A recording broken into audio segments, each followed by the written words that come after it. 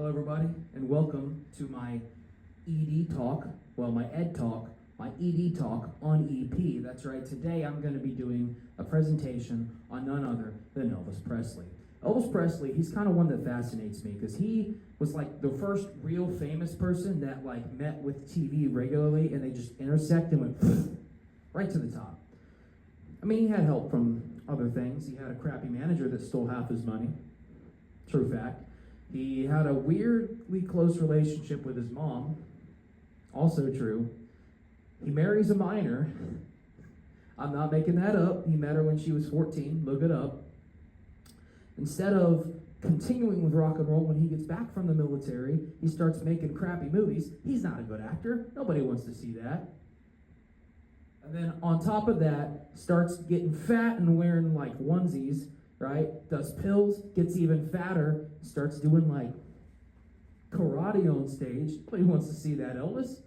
But he did it anyway.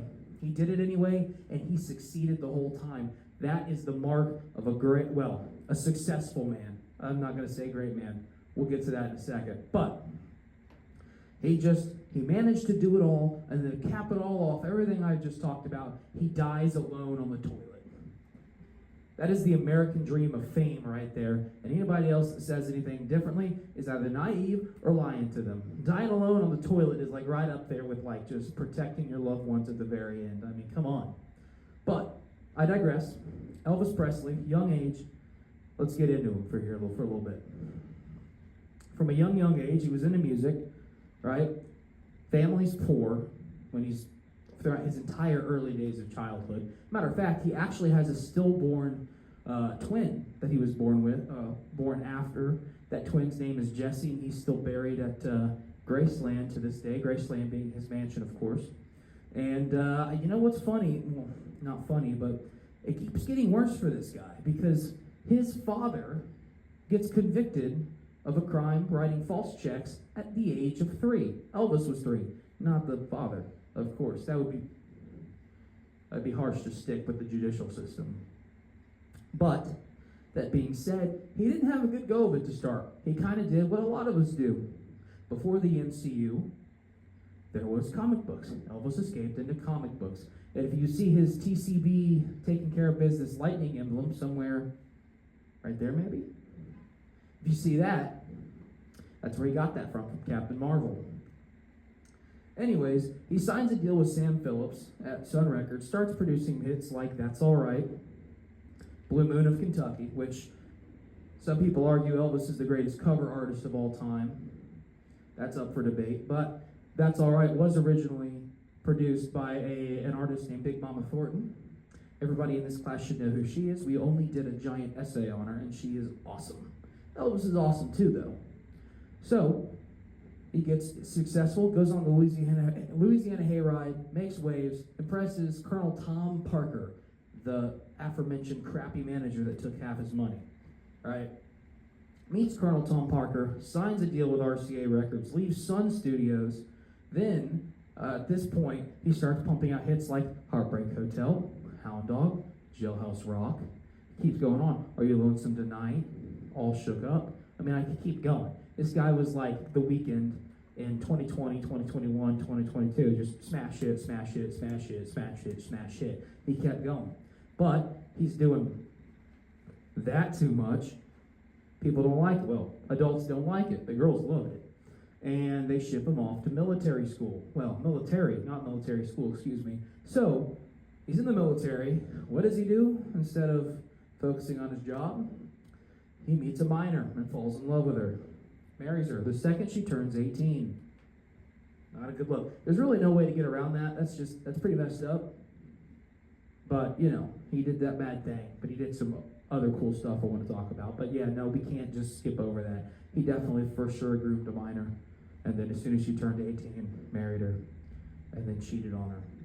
A lot. We'll get to that.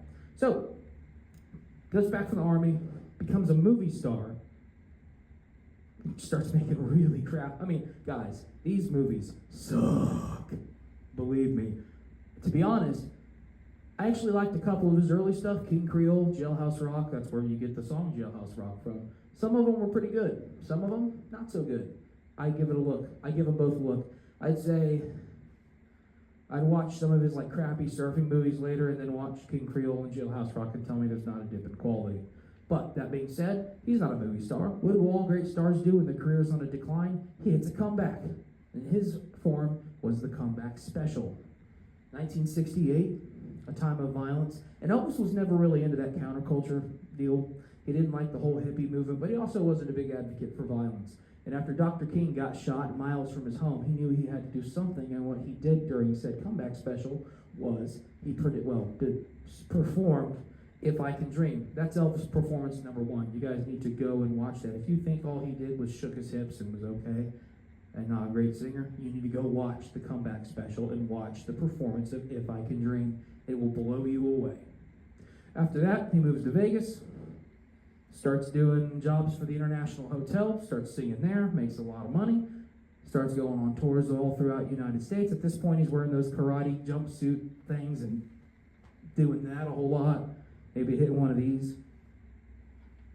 But, you know, his music kind of transcends from that three-piece band kind of sound to this orchestral experience, and still was rock.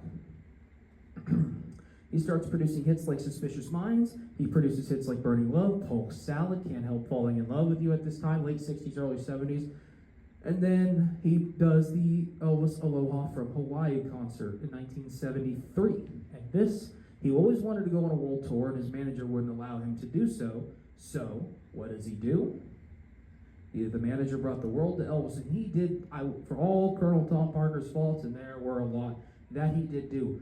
There weren't millions of viewers, there were billions of viewers, with a B. Somewhere. Put the number up at the corner. And on top of this, after all of this, touring, his body's slowing down, he's getting old, getting fat. He's addicted to pills, which isn't very good. He's exhausted, and his doctor, Dr. Nick, just keeps prescribing pill after pill after pill. He finally says he can't take it anymore. He dies on the crapper.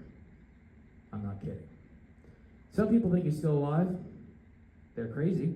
Some people think he's a pastor down in the South, Pastor Rob. Look that one up. That's true. But I will say this. He dropped one last incredible piece of music before he passed away. Elvis, broken, battered, and on his deathbed almost. He was in the last months of performing. Belted out Unchained Melody in South Dakota, and it was an absolutely amazing performance. This was in June. He passed in August, and you need to look that one up as well. That'll bring a tear to your eye, honestly. Now he's gone. You know, his legacy has lived forever, as it should. But he's under a little bit of flack. Was he racist? And did he appropriate black culture? I want to answer those as quickly as possible because I feel like we're getting close on time here. 1, Elvis was not racist. There was no irrefutable facts that prove he's racist. Ask the Sweet Inspirations, ask Little Richard, or B.B. King's family. He treated people of color just like everybody else, and there were times where, in his touring of the Deep South, there were multiple instances where showrunners did not want Elvis to bring the Sweet Inspiration. Specifically, I'm looking at you, Houston, Astrodome, and they told, if you can't perform if they perform. And he said, okay, well, if they don't perform, I don't perform. And are you really going to let thousands and thousands of people not see Elvis? He got people of color paid in a time where they did not, people of Caucasian descent, white people, did not want people of color to be paid. So, was he racist? No. That being said, did he appropriate black culture? Yeah, kinda. I mean, yes and no. I think he opened a door for people of color to kind of really push through. People like Whitney Houston, people like MJ, coming decades, behind him. And people also like to cite that he was a cover artist of people of color songs. And I don't think that argument holds up much either. If you look at Whitney Houston, her most famous song, which is I Will Always Love You, was actually originally performed by Dolly Parton. And Dolly Parton saw Whitney Houston perform it, and it was like, boom, that's her song. Does that make Whitney Houston appropriating white culture? First off, I really don't think white culture is a thing, but that being said, no, it doesn't. And I don't think Elvis really appropriated that much. Yeah, he could have given them a shout out more, but I guess it's here nor there at this point. So one thing that whether you like Elvis, you don't like him, you respect him, you hate him, you have to understand that man entertained. And he is why he is still the #1 singing solo artist of all time. Thank you guys. And also, reference sheet